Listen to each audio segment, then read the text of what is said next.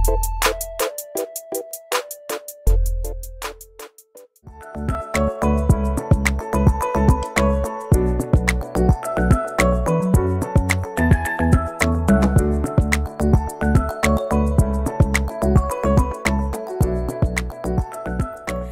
Everyone, আসসালামু আলাইকুম।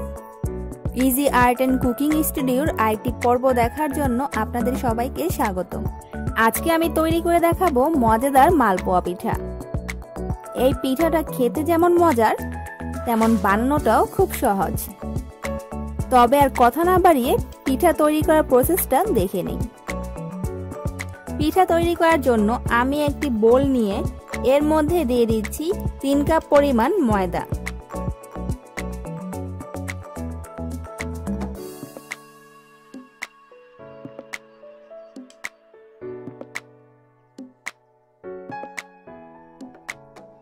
দিয়ে দিচ্ছি 1.5 কাপ সুজি, আর সুজিটা সবসময় ময়দার অর্ধেক পরিমাণ দিতে হবে। এখন দিয়ে দিচ্ছি 1.5 কাপ পরিমাণ চিনি।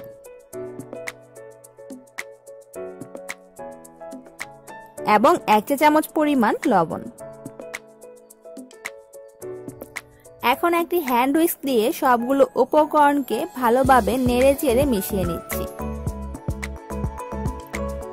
আমি এখন এটাকে হালকা কুসুম গরম পানি দিয়ে গুলিয়ে ব্যাটার তৈরি করে নেব। আর যে কোনো প্রকার ব্যাটার তৈরি করার জন্য সবসময় প্রথমে অল্প অল্প করে পানি অ্যাড করে ব্যাটার তৈরি করতে হবে। তাই আমি এখানে প্রথমে 1.5 কাপ পরিমাণ পানি অ্যাড করে গুলে নিচ্ছি।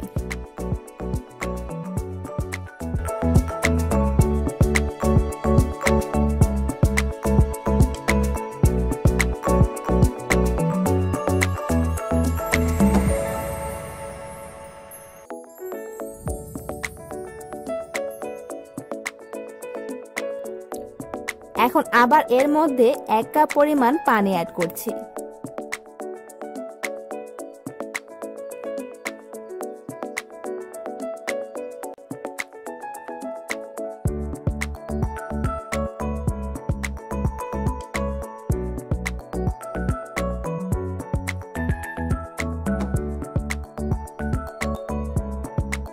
আর এভাবে আমি মোট 3 কাপ পানি অ্যাড করে এই ব্যাটারটা তৈরি করে নিয়েছি।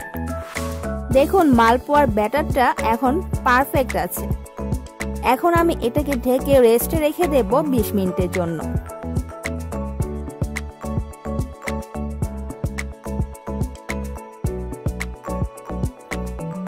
রেস্টে রেখে দেওয়ার পর ব্যাটারটা একটু ঘন হয়ে গেছে, তাই আরো আধা কাপ পানি অ্যাড করে আমি ব্যাটারটাকে আবার কিছুক্ষণ ফেটিয়ে নেব।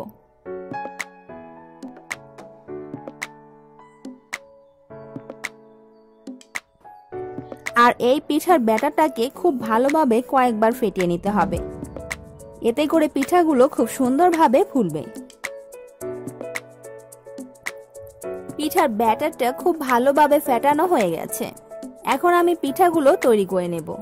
এর জন্য আমি চুলায় একটি কড়াই বসিয়ে তেল গরম করতে দিয়ে দিয়েছি। আর এই অবস্থায় চুলার আঁচটা মিডিয়াম লোতে আছে। এখন আমি 1 চামচ পরিমাণ ব্যাটার এই তেলের মধ্যে দিয়ে দিচ্ছি এবং ওয়েট করছি পিঠাটা ফুলে ওঠার জন্য।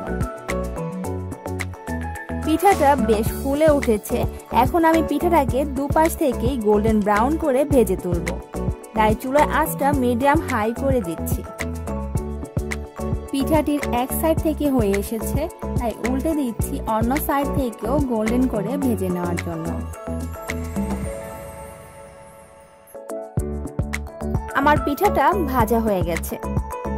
এখন আমি পিঠাটাকে তেল ঝরিয়ে উঠিয়ে নিচ্ছি।